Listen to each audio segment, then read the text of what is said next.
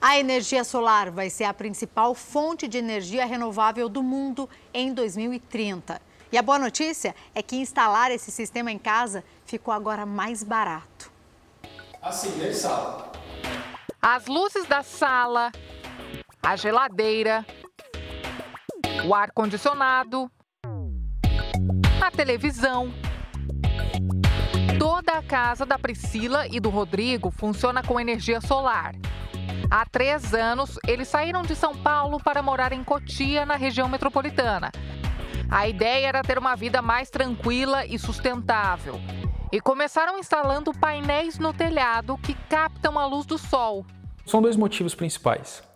O primeiro deles é, sem dúvida nenhuma, a economia que o sistema gera, né? E a segunda, que para mim é a mais importante, é você estar alinhado com um modelo mais sustentável.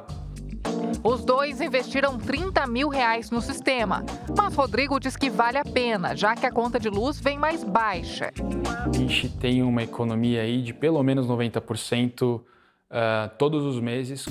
Mesmo em dias com pouco sol, Rodrigo diz que a energia produzida pelo sistema é suficiente para a casa. E nos dias nublados ou à noite, ao contrário do que muita gente pensa, o casal não fica no escuro.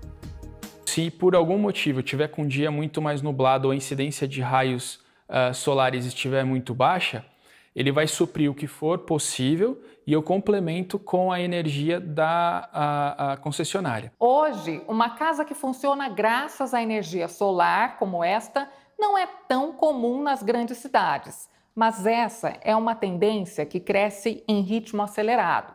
Para você ter uma ideia, em 2030, a energia solar será a principal fonte de energia renovável do mundo, superando a eólica e a hidráulica.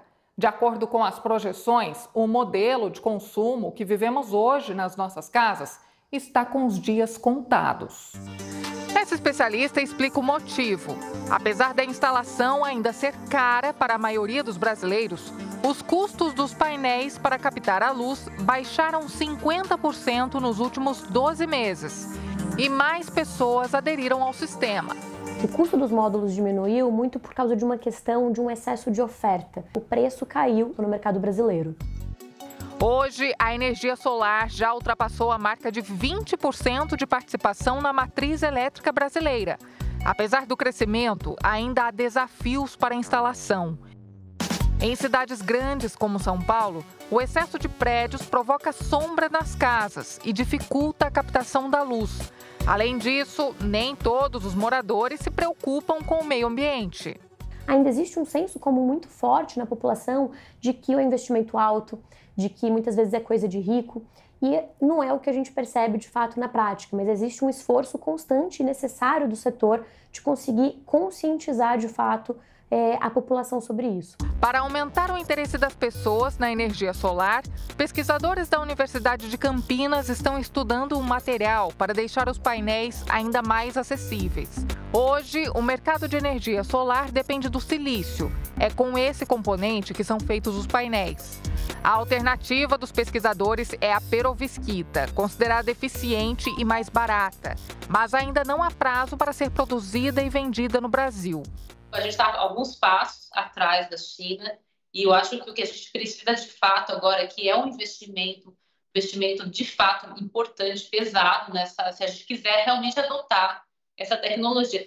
Enquanto novas tecnologias estão sendo desenvolvidas, a solução para um mundo sustentável é usar as que já existem. O consumidor que decide gerar a própria energia, ele tem o retorno do investimento que ele fez em cerca de 4 anos. Então, aquele valor que ele desembolsou vai voltar para ele em economia na sua conta de luz em cerca de 4 anos e ele vai continuar tendo como seu um ativo, que é o sistema fotovoltaico, que tem uma vida útil de pelo menos 25 anos. Então, ele vai ter 25 anos de energia de graça, ajudando o meio ambiente e valorizando o seu imóvel. A escassez de recursos ela vai se tornar cada vez mais agressiva, então a minha dica é, se você tem a possibilidade de instalar um sistema como esse, e contribuir um pouquinho mais para o modelo que a gente tem hoje de sustentabilidade, seria muito interessante.